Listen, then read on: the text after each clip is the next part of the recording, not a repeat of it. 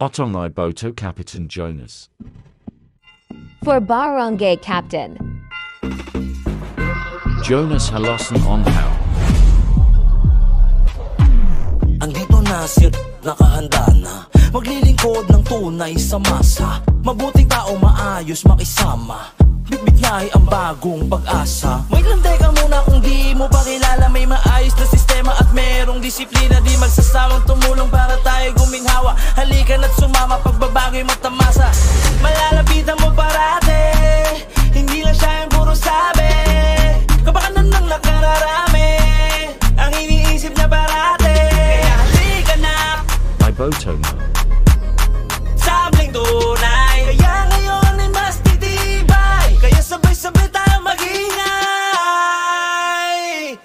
Jonas Iboto. Siya, dito maghahatid siya ng serbisyo. Mismo, matalino to, mabuting tao siya at handang maglingkod sa inyo. Busilak ang puso, mapagmakal siya't makatao.